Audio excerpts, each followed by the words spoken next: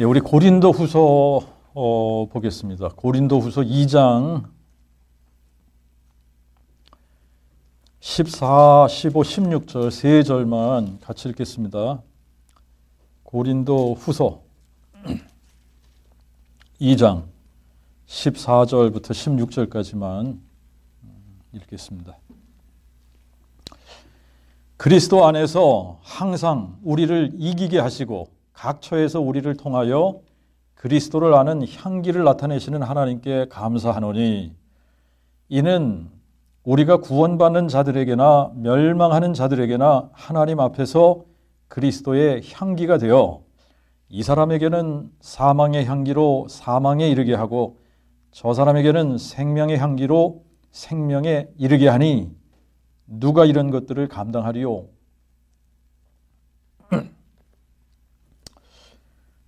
네, 우리 14, 15, 16절 읽었는데 오늘은 그리스도의 향기에 대해서 한번 우리가 같이 생각을 해보겠습니다.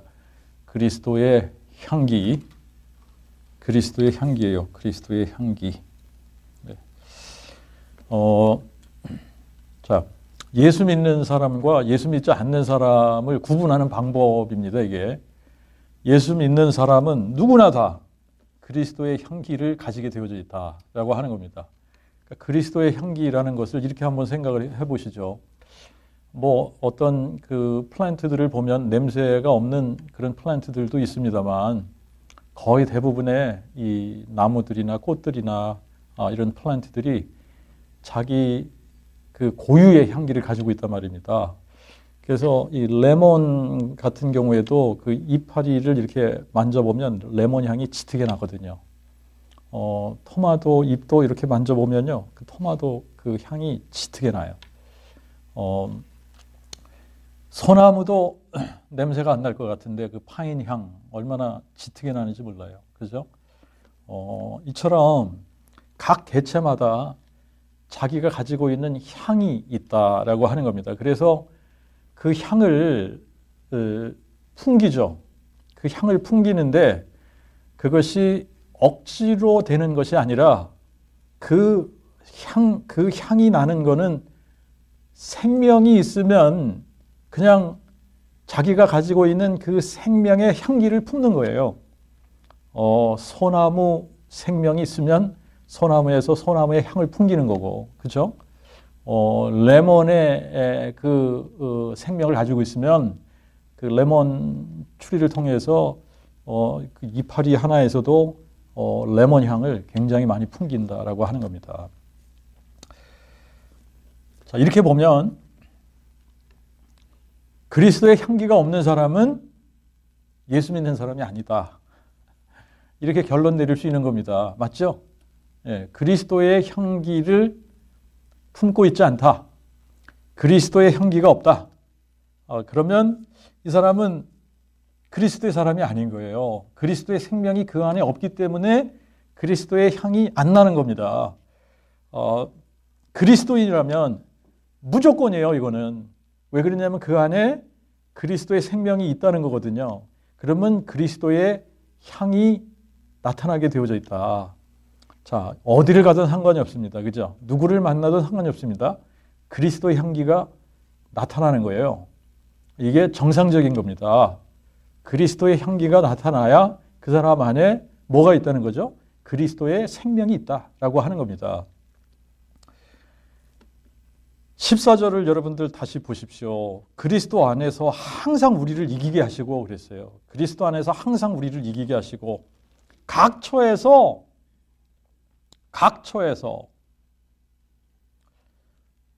어디를 가던 상관이 없습니다. 이 각처라고 하는 것을 영어로 보면 in every place 이렇게 되어져 있습니다.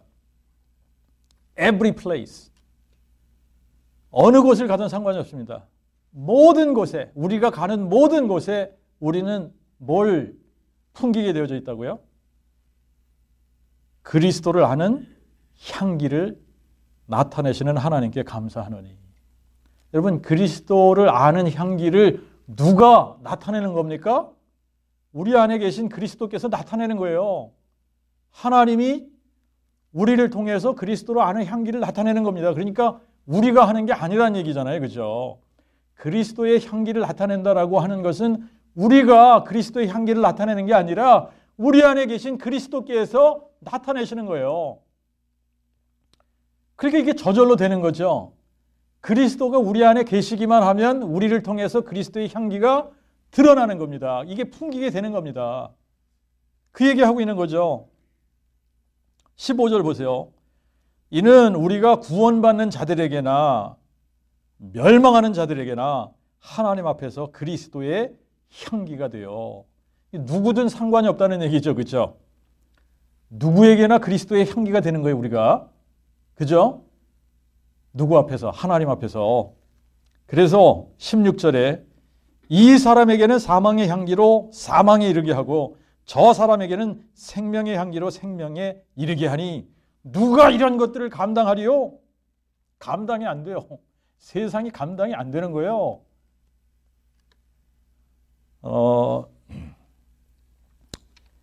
자, 여러분, 지금 이제 우리가 그리스도의 향기 그러면 그리스도의 향기가 뭐냐 도대체? 그리스도의 향기는 사람들이 그 복음의 관점에서 생각을 안 하면 이거를 착한 일, 선한 일, 구제하고 봉사하고 이런 것들이라고 생각할 수 있어요. 사람들에게 좋게 드러나는, 선하게 드러나는 일을 했을 때 그런 것들을 그리스도의 향기라고 생각할 수 있습니다. 그렇죠? 자, 그런데 그리스도의 향기의 특징이 있습니다.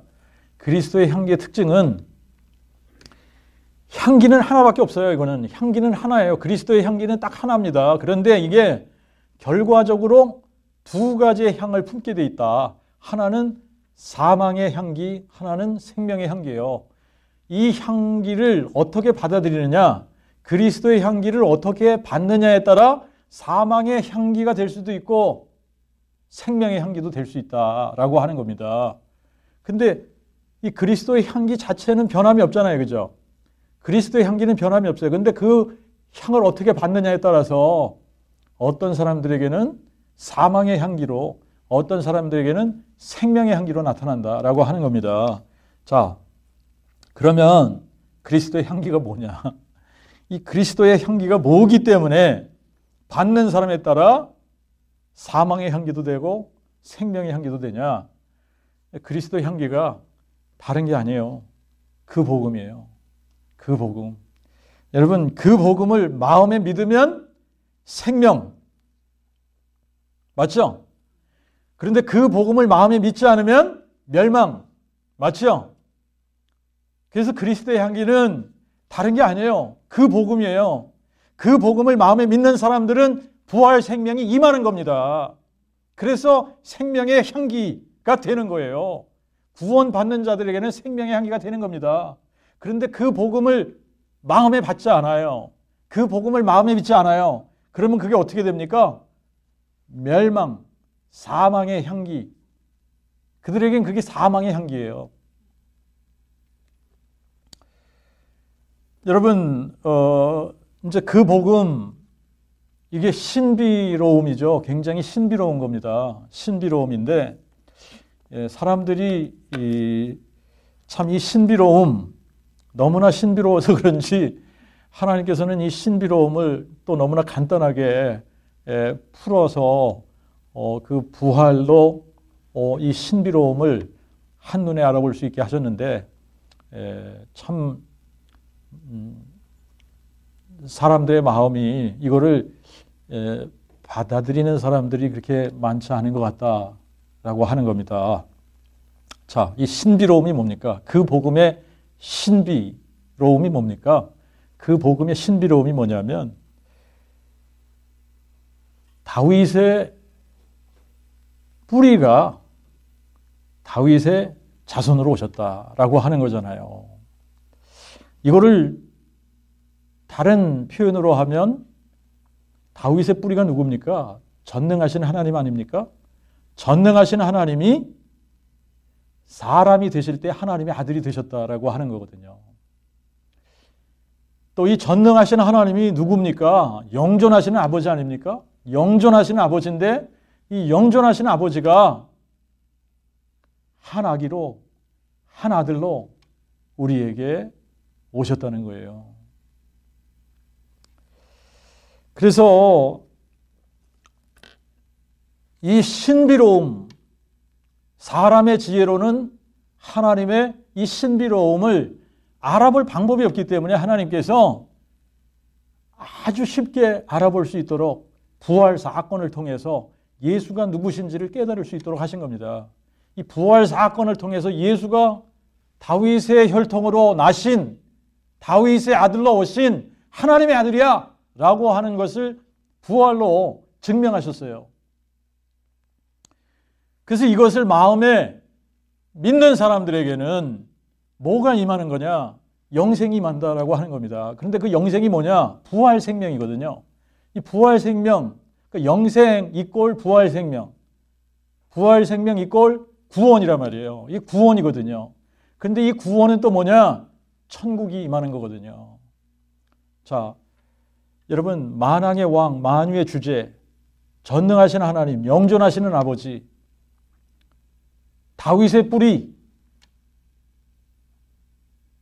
이분은 인간 세상을 영원히 다스리실 만왕의 왕이시죠. 그죠? 그런데 우리가 그 복음을 마음에 받는 순간 무슨 일이 일어납니까? 그분이 우리 안에, 우리의 마음 가운데, 우리의 마음의 보좌에 그분이 오시는 거예요. 그래서 그 보좌에 그분이 앉으시는 겁니다. 그래서 그분이 통치하시는 거예요. 그래서 뭐가 이루어지죠? 천국이 이루어지는 거예요. 자, 그분이 다스리시는 곳이 천국 아닙니까? 그러니까 그분이 다스리시는 곳이 천국이기 때문에 그분의 통치가 시작이 되면 우리가 천국, 구원, 그것이 그 복음의 능력이에요. 그 복음은 모든 믿는 자에게 주시는, 구원을 주시는 하나님의 능력이 됩니다. 모든 믿는 자, 그랬을 때 그 모든 믿는 자는 성경에서 믿는다라고 했을 때 그거는 마음에 믿는 것을 얘기하는 겁니다. 마음에 믿는 걸 얘기하는 거예요.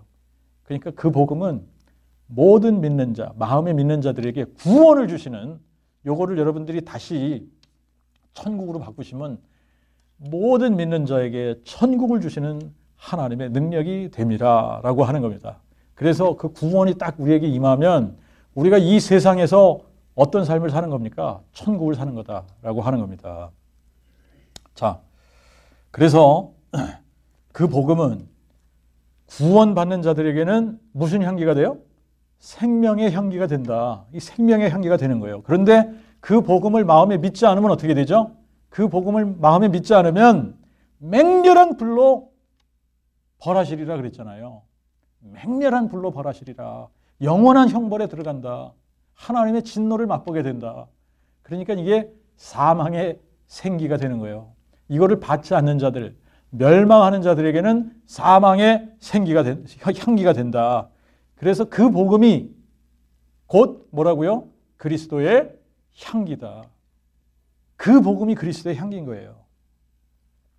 자, 그렇다면 여러분 이게 너무나 당연하고 자연스러운 이치가 됩니다. 예수를 믿는 사람들, 예수를 믿는 모든 사람들의 마음에 뭐가 있어야 되죠? 그 복음이 있어야 돼요. 이게 뭐라고요? 그리스도의 향기라는 거예요. 그 복음, 이게 그리스도의 향기. 그리스도의 향기이기 때문에 어디를 가나 in every place라고 되어져 있지 않습니까? 각처라고 되어 있는데 우리가 어디에 있든지 우리 안에는 그 복음이 있기 때문에 우리가 가는 곳마다 우리가 퍼뜨리는 것이 뭐죠? 그리스도의 향기다. 그게 뭐라고요? 그 복음이다. 그 복음 선포하는 사람이 된다는 얘기예요. 자, 그 복음은 하나님이 그의 선지자들을 통해 성경에 미리 약속하신 그의 아들에 관한 것으로 뭘 약속하셨다고요? 그분이 육신으로는 다윗의 혈통으로 오시겠다. 이 얘기 아닙니까? 다윗의 혈통으로 오시겠다. 누가 다윗의 혈통으로 오시겠다는 얘기예요.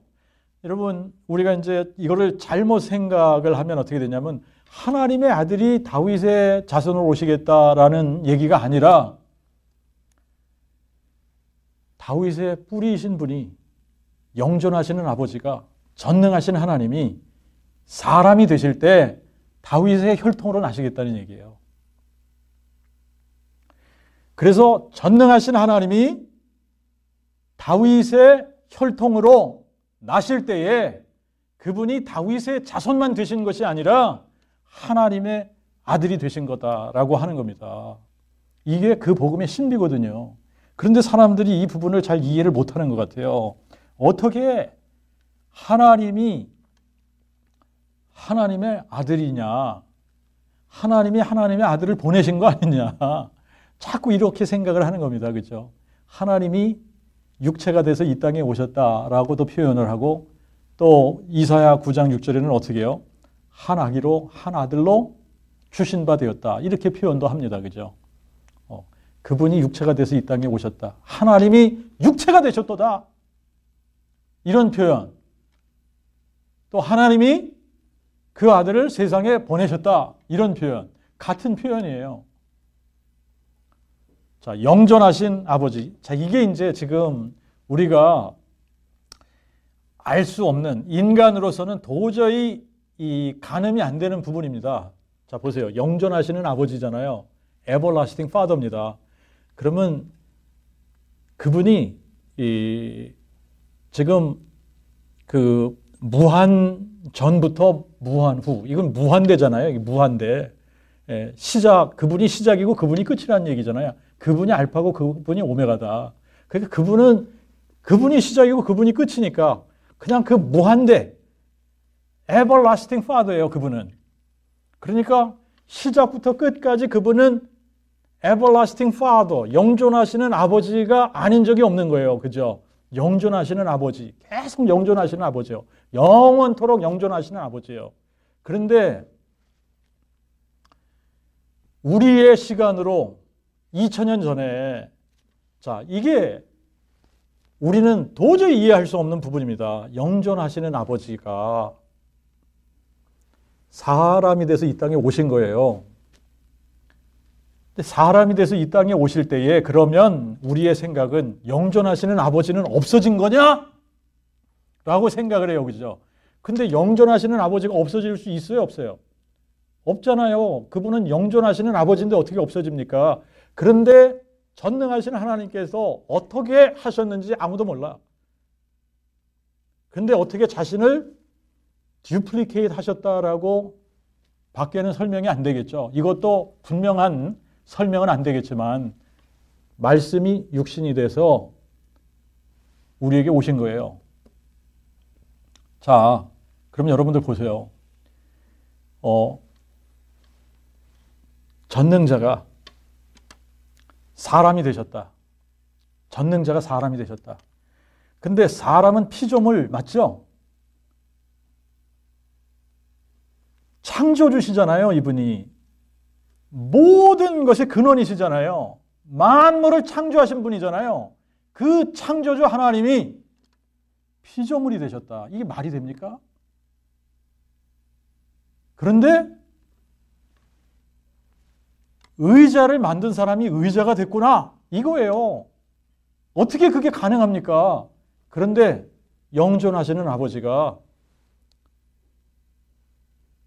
사람의 모양으로 이 땅에 나타나셨다라고 하는 것이 사람으로 만들어지셨다. He was being made in the likeness of man. 이렇게 표현을 했지 않습니까? 사람으로 만들어지셨어요. 자, 이 사람으로 만들어지셨어요.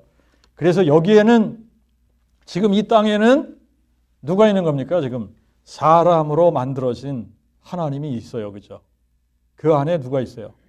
전능자가 계셔요. 그죠? 근데 그러면 전능자가 없어지고 요 안에만 계신 거냐? 그건 아니잖아요. 그죠? 전능자가 계시죠. 그죠? 그러니까 지금 이 사람으로 있는 이분은 전능자를 향해서 뭐라고 불러야지 되는 건지 아시죠?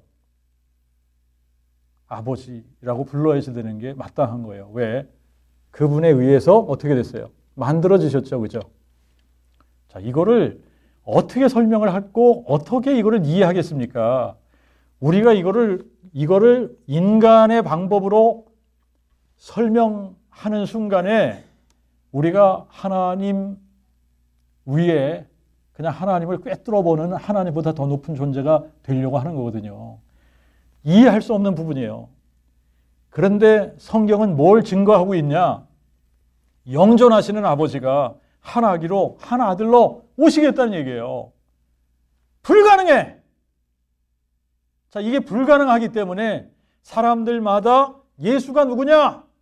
예수를 설명하는데 이렇게도 설명하고 저렇게도 설명하고 그러면서 이단적인 그러한 교리들을 여기저기서 내놨단 말입니다. 어저께도 저희 집에 여호와의 증인 사람들이 또 찾아왔어요. 그래서 이제 제가 이런 부분, 그 복음을 그들에게 선포를 했죠. 성경을 어디 찾아서 읽어봐.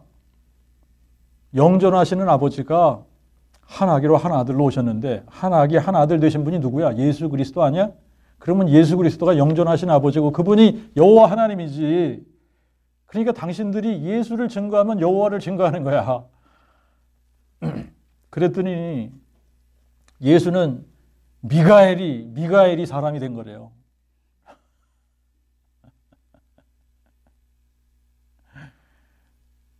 그러면서 예수는 영존하신 아버지지만 여호와는 예수의 아버지다 이러면서 우겨대요.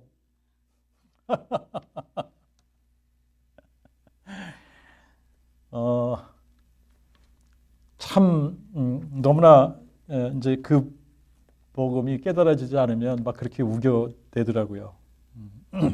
그런데 자, 예수님이 정말 교회들에게 내가 이거를 너희들에게 알리기 위해서 내 천사를 보냈다. 그러면서 마지막으로 하신 말씀이 뭐라 그랬어요? 나 예수는 다윗의 뿌리요 자손이니. 다윗의 뿌리요 자손이니. 나 예수는 다윗의 뿌리요 자손이니. 아니 이게 어떻게 가능하죠? 다윗의 뿌리면서 다윗의 자손이 어떻게 될 수 있어요? 다윗의 뿌리요 다윗의 자손이니. 이게 다른 말로 하면 무슨 얘기입니까? 나는 전능한 하나님인데 또 하나님의 아들이야. 이 얘기하는 거 아닙니까? 나는 영존하신 하나님인데 영존하신 아버지인데 내가 everlasting father, 내가 영존한 하나님이야. 내가 영존한 아버지야. 그런데 내가 한 아기로 한 아들로 너희들에게 온 거야. 이해가 안 되죠? 그게 그 복음의 신비란 말입니다.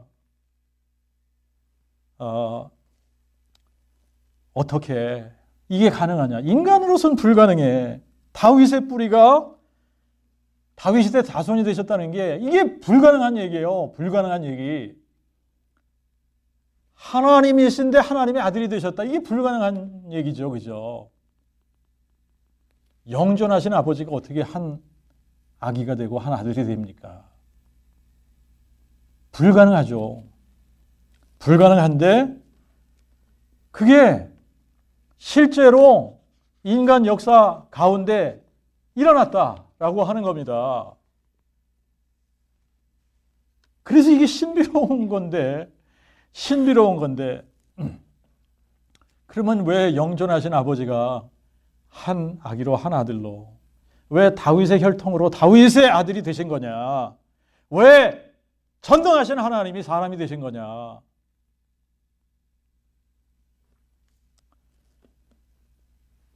우리에게 뭘 주시려고요? 영원한 생명을 주시려고. 그분은 영원한 생명이신데 우리가 영원한 생명이 없잖아요. 우리가 그 영원한 생명을 잃어버렸잖아요. 그래서 다 사망에 이르게 된 거 아닙니까? 그래서 그분이 우리에게 영원한 생명을 주시기 위해 사람이 되신 거다. 사람이 되셨다. 자, 영원한 생명이 다른 말로 하면 뭐라 그랬죠? 부활. 부활이라고요. 부활. 그게 영생이에요. 부활이 영생이에요. 그래서 예수님은 내가 영생이야. 내가 부활이야. 나는 곧 부활이요 생명이다. 라고 했을 때 그것이 내가 부활이고 내가 영생이야.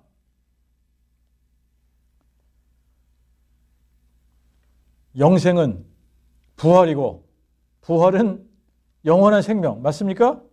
근데 그게 구원이잖아요. 그게 구원이란 말이에요.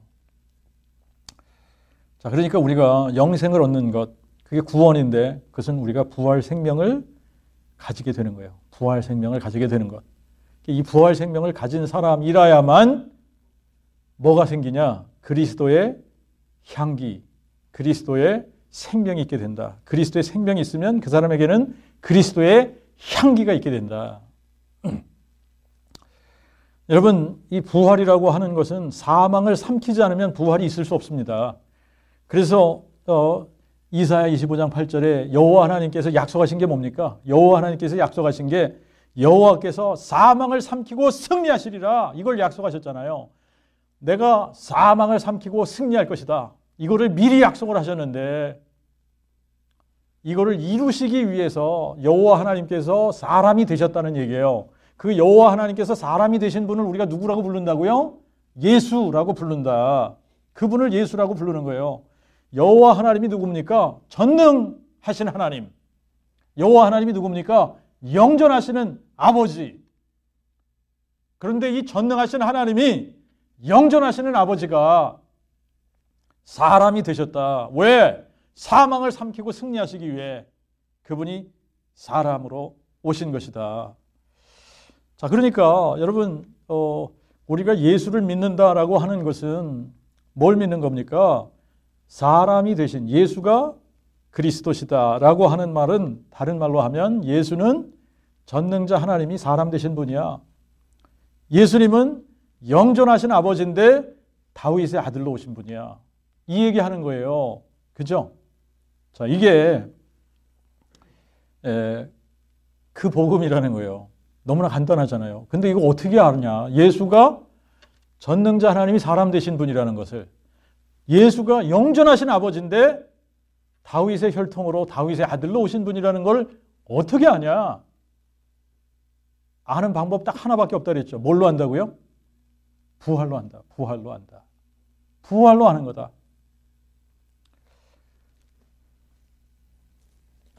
근데 이분을 누구라고 불러요, 우리가? 예수 그리스도라고 부르는 거다. 자, 그러니까 이제 참 우리가 그 복음을 모를 때는 그냥 저도 그렇게 가르쳤습니다만 예수 그리스도의 의미가 뭐냐? 예수가 기름 부음을 받으신 분이다.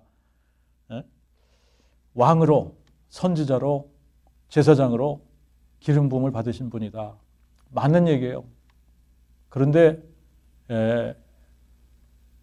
더 근원적으로 들어가야 되지 않겠습니까? 우리가 성경에 창세기부터 계시록까지 전체적인 성경을 통해서 예수가 그리스도라는 의미가 뭐냐 이걸 살펴보면 예수는 하나님이 사람 되신 분, 예수는 다윗의 뿌리가 다윗의 자손 되신 분, 이 얘기예요. 예수는 여호와 하나님이 사망을 삼키기 위해서 사람이 되신 분이다. 그래서 사람 되시기 전에 그분의 이름은 뭐예요? 여호와. 그런데 이 여호와 하나님이 사람이 되시고 난 후에는 뭐라고 불려요? 예수. 그러니까 예수와 여호와 하나님은 동일하신 분이다라고 하는 거예요. 동일하신 분이다. 그래서 예수님이 나와 아버지는 하나다. 아버지와 나는 하나야. 라고 하는데 사람들이 못 알아듣는 거예요.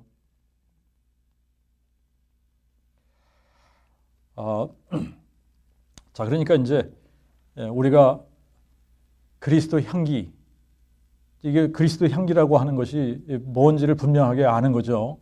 그리스도의 향기가 뭐 착한 일을 하고 또 많은 봉사의 일을 하고 또 구제를 하고 과부와 고아들을 돌보고 하면서 뭐 자선 사업을 많이 하고 이런 것들이 아니다라고 하는 거예요. 이런 것들이 아니라 그리스도의 향기는 구원을 받는 모든 사람들에게는 생명의 향기로 나타나고 멸망하는 자들에게는 사망의 향기로 나타나는데 뭐가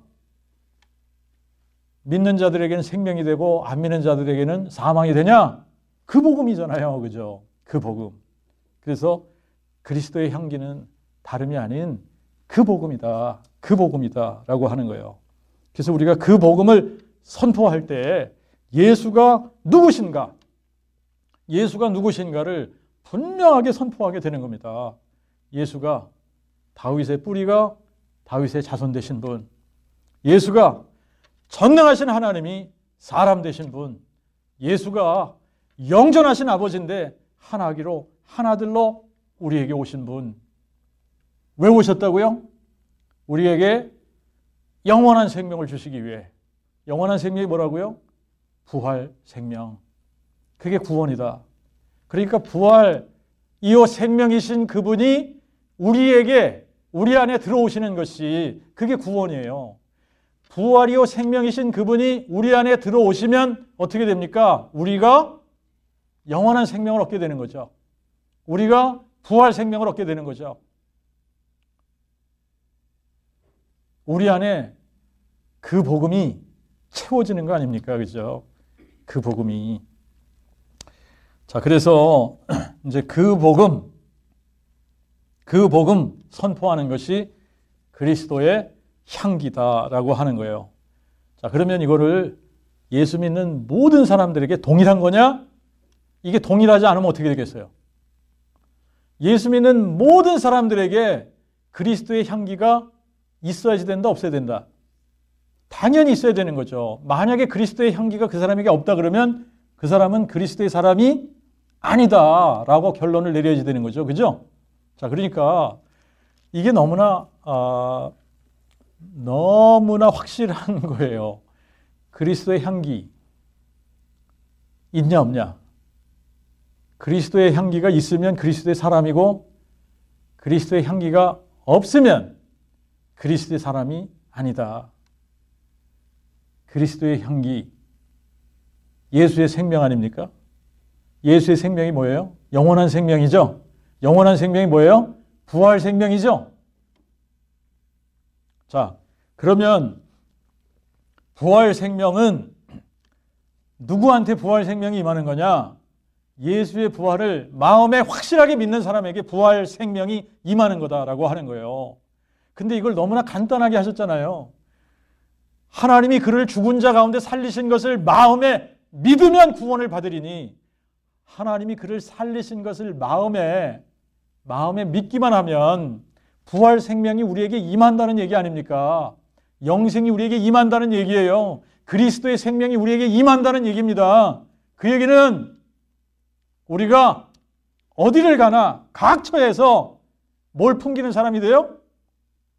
그리스도의 향기. 우리가 어디를 가나 그리스도의 향기를 풍기는 사람들이 된다. 그리스도의 향기가 뭐라 그랬죠? 그 복음. 그 복음.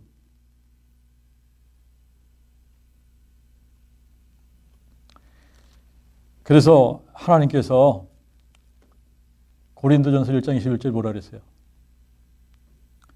사람들의 지혜로는 이 하나님을 알 수가 없어요.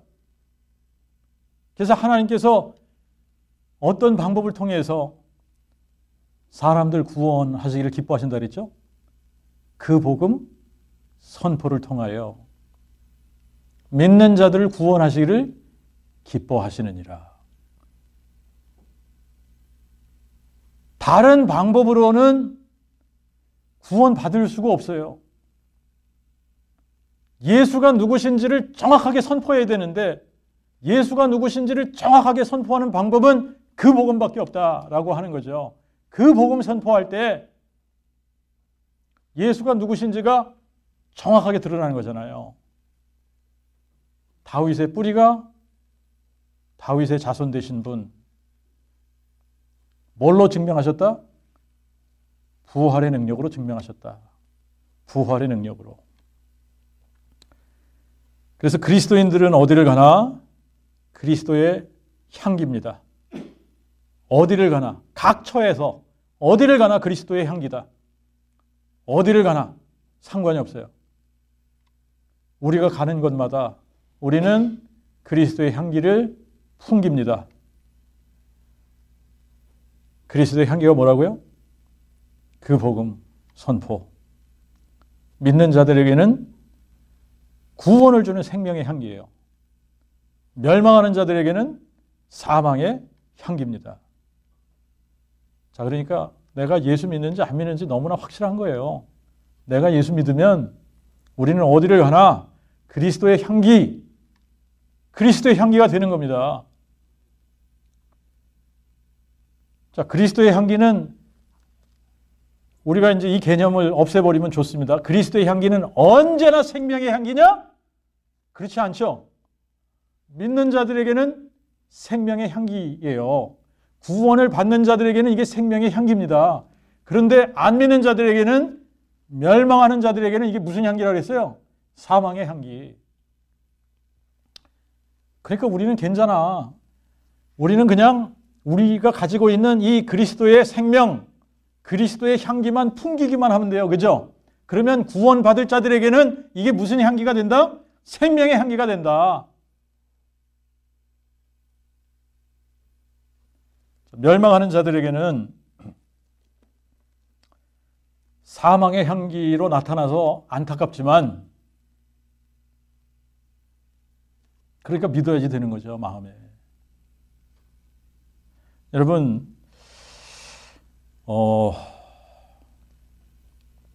이 그리스도의 향기가 모든 민족에게 증거되기 위해서 온 세상을 덮어야지 됩니다. 근데 지금 하나님께서 그 일을 시작하셨다라고 믿습니다. 하나님께서 모든 민족에게 그리스도의 향기를 나타내서 각 나라와 백성과 방언과 민족 가운데서 그 복음을 듣지 않은 사람들이 한 사람도 없는 날이 오도록, 그래서 그 복음이 모든 나라, 모든 민족, 모든 방언과 백성 가운데 선포되어져서 정말 그 복음을 마음에 믿는 사람들은 구원을 얻고 영원한 생명을 얻어 이것이 생명의 향기로 그들에게 다가가는 것이고, 그 복음 선포를 마음으로 리젝트하는 사람들에게는 이것이 그들에게는 멸망에 이르게 하는 사망의 향기가 된다. 그러나 그 복음이 어떻게 되어야지 되냐? 모든 민족, 모든 나라, 모든 백성과 모든 방언, 증거되기 위해서 온 세상에 어떻게 돼요? 전파되어야지 돼요. 그래서 그리스도의 향기가 온 세상을 덮어야지 됩니다. 기도하겠습니다.